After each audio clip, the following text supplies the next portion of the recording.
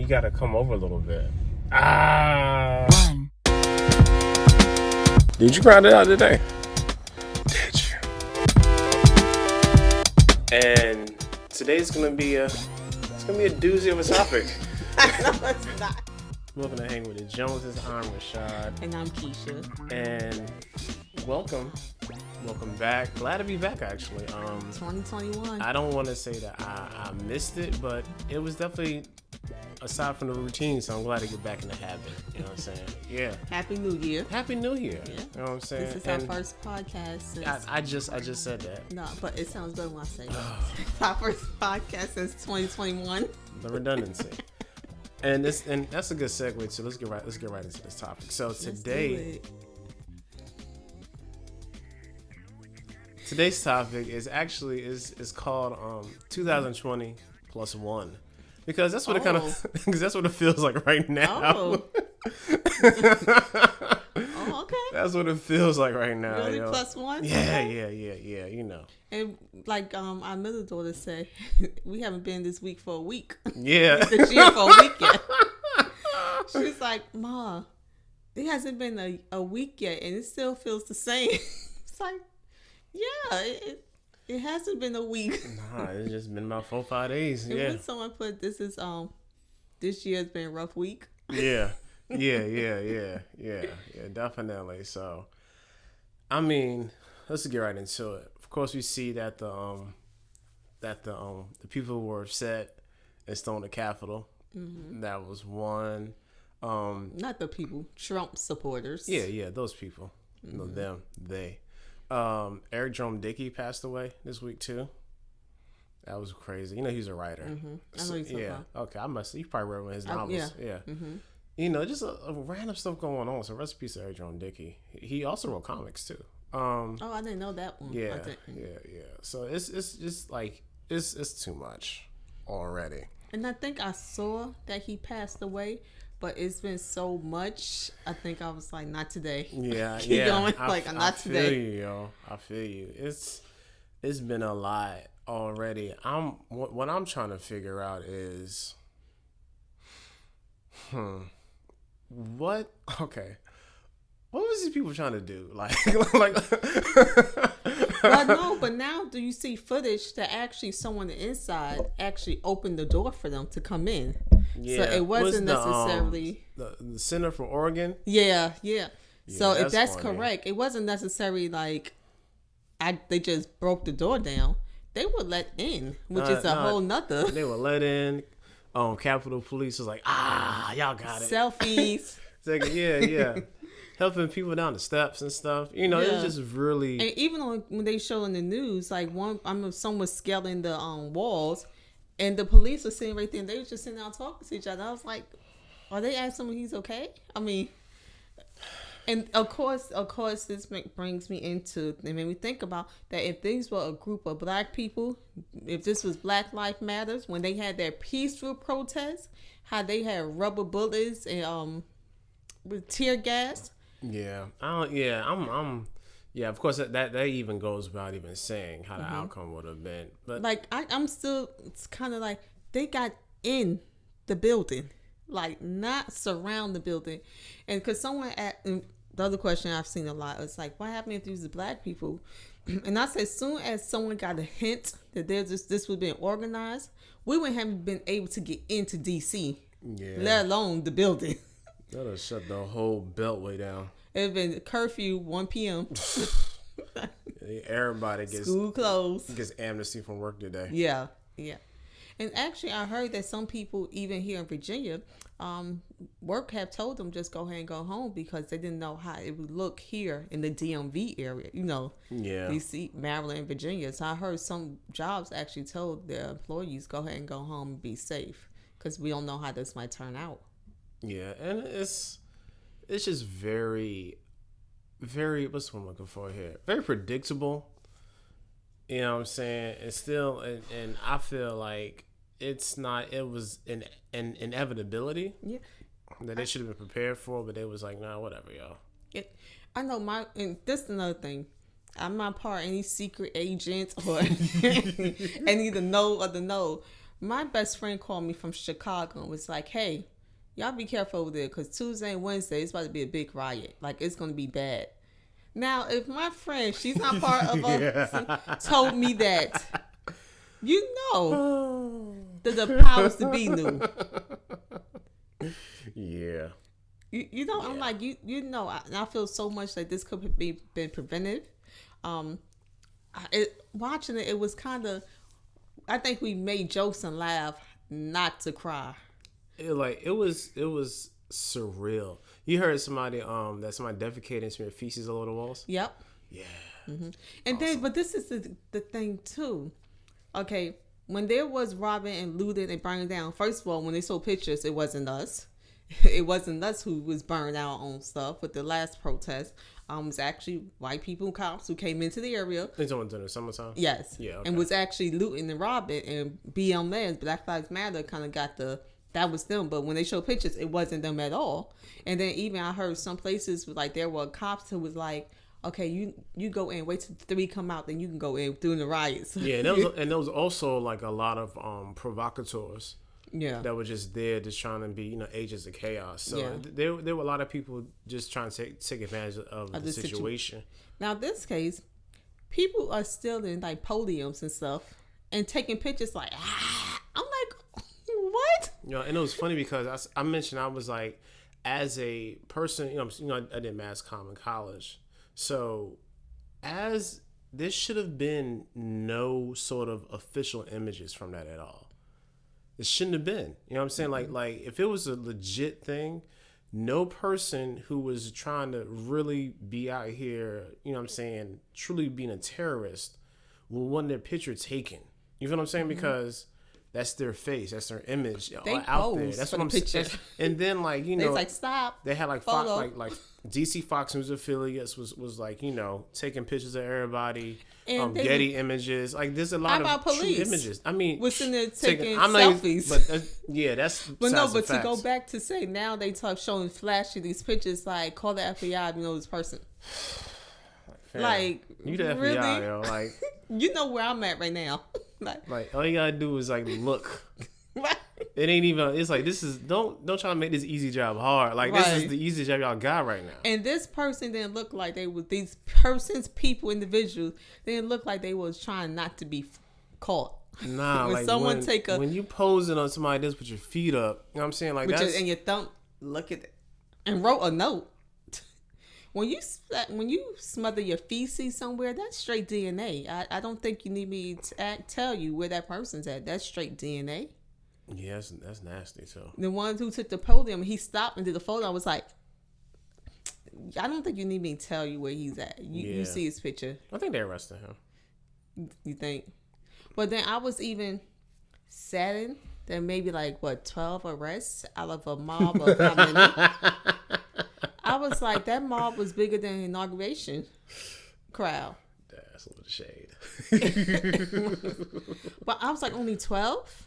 Yeah. And they're showing guns when Black Lives Matter peacefully protest, that the police was sitting there with rifles and at the children. Yeah, full on riot gear. Yeah, and pointing their rifles at the children. And they had a couple of regular basically cops there for thousands of people in the crowd. Like, what did y'all think was going to happen? Mm-hmm. So and then you saw them patting the police in riot gear, patting their backs, like, go ahead, go, move on, go.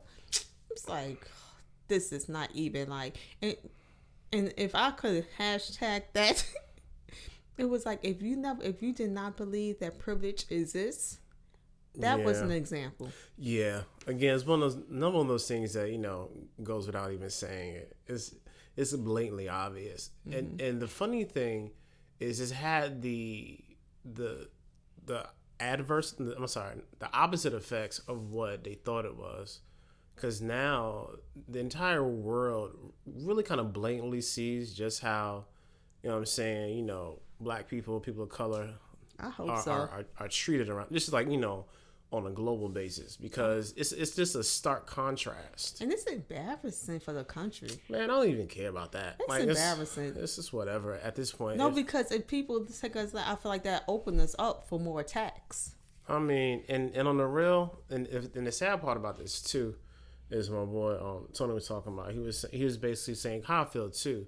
Like this really doesn't. This isn't the end of anything. This is just a continuation of what was, and it's also setting up Trump to be like a martyr type figure for like I mean not a martyr.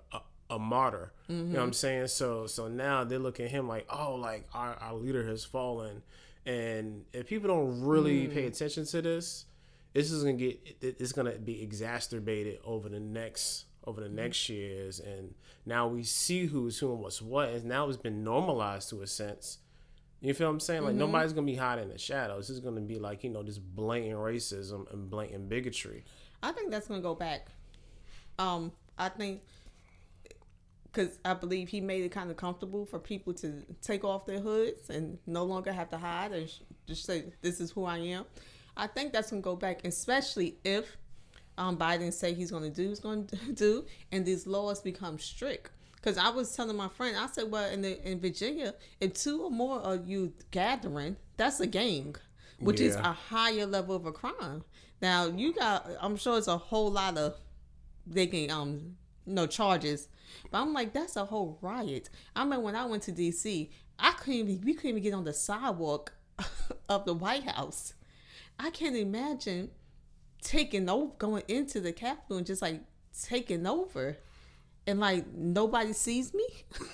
Yeah, it's really stupid. And transitioning to what I really want to talk about is, on top of all this other stuff going on, you know what I'm saying, outside.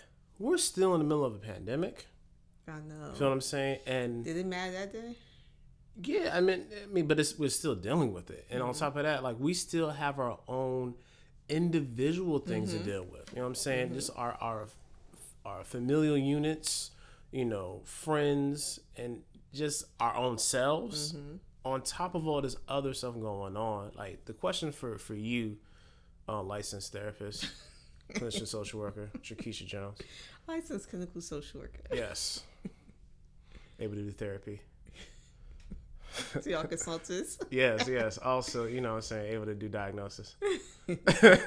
So and billable insurance. Yeah, billable insurance hours too. What's the best way to kind of maneuver through this? Okay, I'm just ask a question again. So with everything that's going on, what's the best way for an individual to maneuver through this? I think it's not as simple one step or one way. I think you have to use a compilation of coping skills or, like for instance, I've been telling all my clients, do not watch the news or social media all day long, because we forget, even though we lean to our news for news or like what's going on, it's still a source of entertainment. Unfortunately, here in America. And they still have to get ratings, and sometimes the way you get ratings is by making it entertaining. Yeah, you got to sensationalize stuff. Right. And not always, believe it or not, all this stuff they report is accurate. I have had several situations when they report something, and I knew because I was the professional behind it. That was one of my clients, and I'm like, that never happened. Or the autopsy, what? The autopsy didn't happen yet. So we didn't get the autopsy report from, information that was given out. And I'm like, that is not accurate.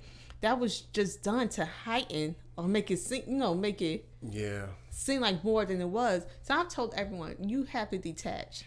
After a certain level, because that day I think I ended up falling asleep to the chaos.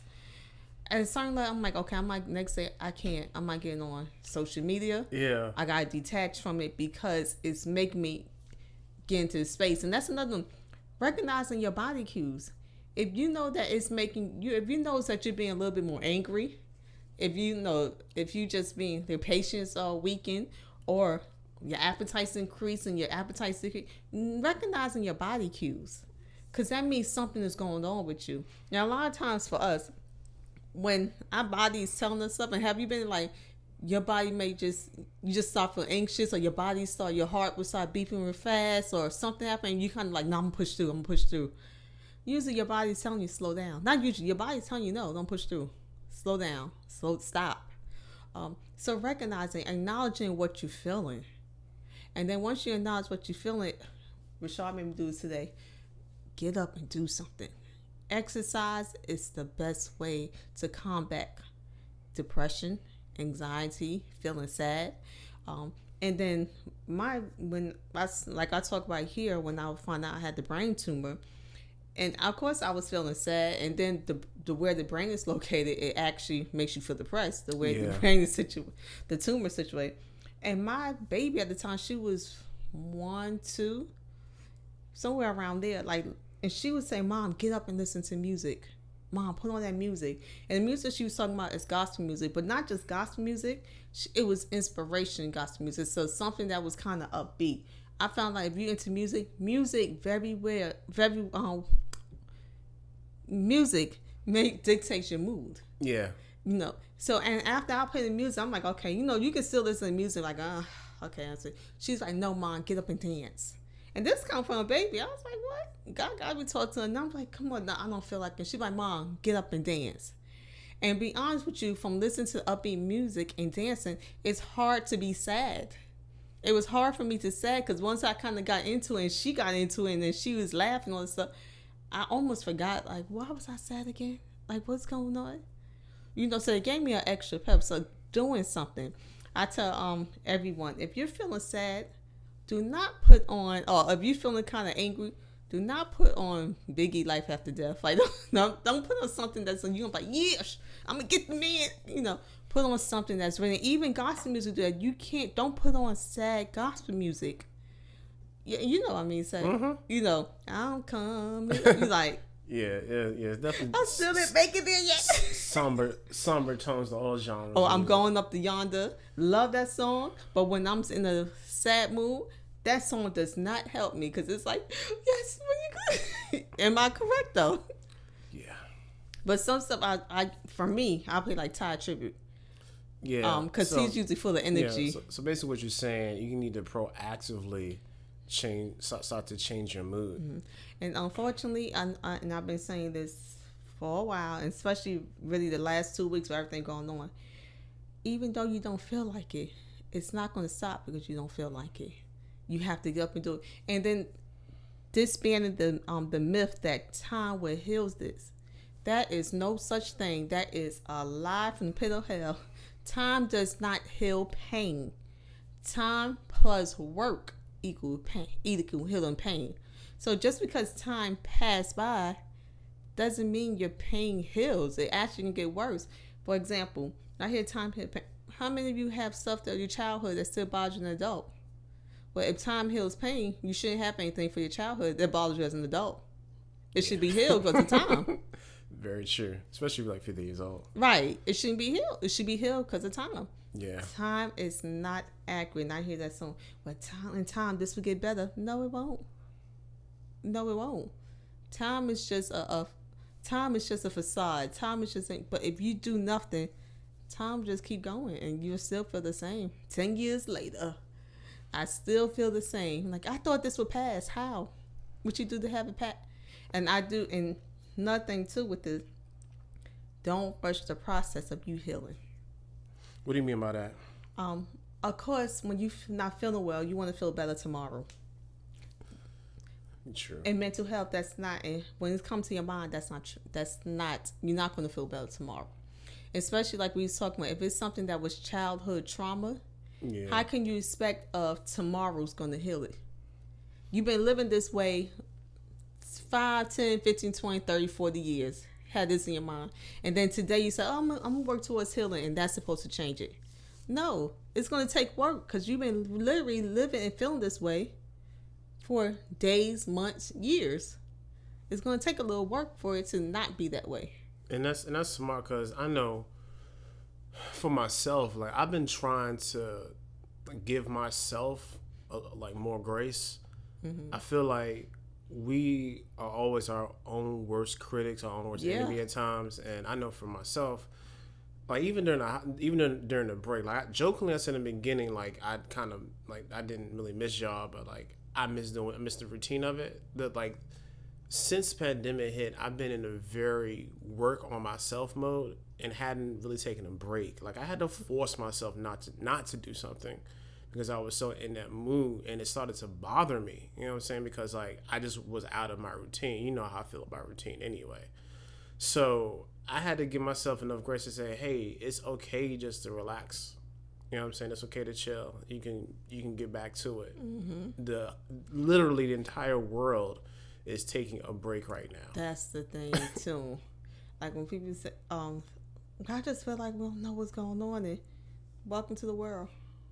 No, and also to normalize it, because sometimes, depending on the style, how you cope through trauma or sadness or whatever you want to put, some of us tend to isolate, and then we tend to tell the narrative that we're the only ones that ever been through said issue. That is not true at all. That is not true, especially in this time. And I'm hearing a lot of people now. I'm trying to think of what's the comment one, like, this just feels so weird and this so different. I don't know. And I said, welcome to America. Most people probably feel the same way, and you don't know what 2021 is going to be, and 20 plus one going to be.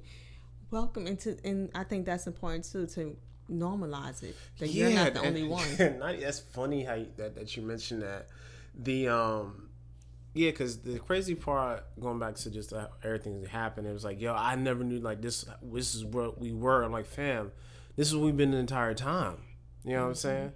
So that angst and anxiety, like a lot of white people are feeling, that is basically how we feel every day. And then, this brings back of the Great Depression. A lot when everything went down. Yeah. A lot of the people who was rich, wealthy, or white counterparts, they killed themselves. Yeah. Black people was like, oh, we ain't had much anyway. We've been in depression. Like, we've been there. When did we get out? What's the difference? It was people still sharecropping. Right. So I think sometimes with African American, our culture, we used to always singing and doing the old Negro spiritual. We gonna always rise up. We gonna make a joke out of it. We gonna laugh at it. You know what I'm saying? There's a lot of because we had to. Yeah, we had to. We had to, and hence even going back to us now having to pivot to deal with our emotions and our feelings, because we didn't have time to do those things. It was like either you survive or you don't. Now that we're at a place where we can actually have some sort of semblance of living and sort of thriving, now we can go back and start to heal some of the pains that we have had over the years, because that wasn't even an option. And first, but it's still also getting some people to realize there is a pain. Yeah, because that's just our normal. Yeah. So that's a whole. I know for a lot of us, someone could be literally like, you okay? I'm good. So why are you like bawling? Not like a happy cry, like you are really bawling your eyes out. You have to acknowledge that there is a pain. Yeah. That's crazy. And that could be, and in counseling, that can be a whole time frame, 6 months, a year, just to help you recognize you have a pain. That one thing. I feel you. And you would think that's easy, that you're in pain. But I think all of us have certain pain that we tucked away. Yeah, and then... Yeah, because you don't either, because it hurts to deal with, because you got to bring that stuff back up, especially or with scared. That too. It goes back to the whole time heals all wounds thing, because if it's just if it's a scab, in order to get that thing right, and especially if it didn't heal properly, you got to take that scab off, clean that thing out, and then that's burn, and then have it heal all over. It might smell. Yeah, might look ugly. Yeah, but you gotta deal with it, because if not, it's just a festering wound. So that's really where I am with a lot of things. Even just I talked to my therapist yesterday, and I'm like, I'm just really trying. To be honest, Kesha, like I'm trying my best just to learn to live happy, or be happier for prolonged periods of time, because again, it wasn't until a few years ago that I think that being happy was even a possibility. But so now I'm like trying to keep a more positive, more not saying jovial, but just learn how to be happy for prolonged periods of time, but not letting negative things affect me to the point where I'm then, held back by those things because it's not productive for me. And that perception is a thing. Yeah. The way we perceive stuff is the way we see stuff. What do you mean by that? I was telling if you wear blue glasses, everything you're gonna see, if your lens of glasses is blue, everything you're gonna see is gonna be blue. So meaning that if you create this narrative that the world is bad and there's never any happiness, that's what you keep on getting. Not because good things aren't happening to you. You only pay attention to the bad things. So like you can win $1 million and they tax you and you had to give up $1,000. Just making up. You focus on losing $1,000 as opposed to the amount of money you just won. Yeah, and that's a common mindset. Even like with me, like I'll do all this type of stuff. Like, all right, yo, but I didn't do this, that, and the third. Or even sabotaging yourself. Yeah, or even learning how to, and even like last year, I had to learn just how to accept a compliment. Because I never would do that. Yeah. You know what I'm saying? Like, I had to be like, oh, man, I appreciate it. Thank you. And you had to check me on that, too, about accepting the compliment. Yeah, and keep it moving. Like, it's hard. And sometimes with women, I see to, like, say, and not to say it's just specific to women, but just saying with women, you're like, oh, I like your scarf. This whole thing I got for such and such, I had for 20 years. You get an explanation.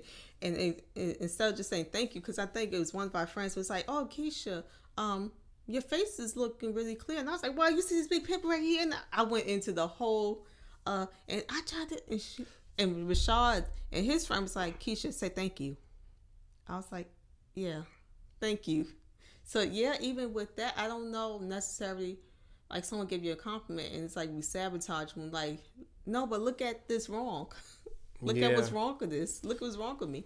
Yeah, and yeah, and we'll talk about like this topic more like in the future. But yeah, that's really where I feel a lot of us should be, even though around us may not seem the most positive, but we had to maintain a requisite level of positivity so we can then be there for like our families, our friends, our people, yourself. Yeah, and yourself, definitely. Most importantly. Yeah, so then you can be there for everybody else. Because like I tell Kesha all the time, like, because Kesha do this thing where she'll work and just get burnt out. I'm like, fam, like like you're no good to me burnt out. Like I need you to make sure that you maintain yourself so you can be there for yourself and then you can be there for the rest of us. Because if you're not, and then it's an imbalance because it's only me. Like I need us. You know what I'm saying? And it's something like I need you because I do, and I can't. I'm not about to be sitting here and be no. I'm single parent when we married. I'm not doing that. So, yeah, and that's key to marriage. It's key to relationships. Key to friendships. Health. Yeah, health. Very important. Even with working, I will work straight, no break. No, nothing. Like, and sometimes it honestly wasn't intentional. It wasn't like today I'm not going to take a break or I'm not going to eat to a certain time. It wasn't intentional. It's like, oh, well, hold on, something else coming. Let me do one more. Oh, someone else. Okay, here's another client. I got one more. And that one more end up into like, dang, I haven't used the bathroom today. Like, I haven't even eaten. Oh my God, why am I so exhausted? So even when you talk about in this time, go back into being conscious of you, being conscious. Yeah, definitely. Just being aware of yourself, taking care of yourself is very important. And self-love and self-care, which are two different things. Yeah. We'll talk about that some other time too. All right, I think it's a good place to stop. This has been episode number 36. We didn't say that at the top. Oh no. But yeah, episode 36, hanging with the Joneses, man. We appreciate you guys. Make sure you like, share, subscribe. YouTube, on IG as well as Facebook. We appreciate you guys. And yeah, we're gonna be grinding this thing out this year too. A lot of great topics to come. Oh yeah, make sure y'all check out other podcasts with the kids. The kids got something to say. The first episode did really well. I'm very so thank you for watching that. And seeing our oldest of the yeah, so Des was up there talking. first 2 episodes. We get the rest of it in a little later. But yeah, we appreciate you guys. We really do. And Is the baby already like? I'm yeah, ready. when am I gonna record? Like you ain't gonna talk about it, girl. Don't sleep on her. I don't. No, you scared. She might too much to talk about. Yeah, yo, we gotta edit that up. Chop and screw that episode. But yeah, that's all we got, man. Appreciate it. We'll see you all Saturday with the vlog and next Monday with a new episode. Till next time. See you later.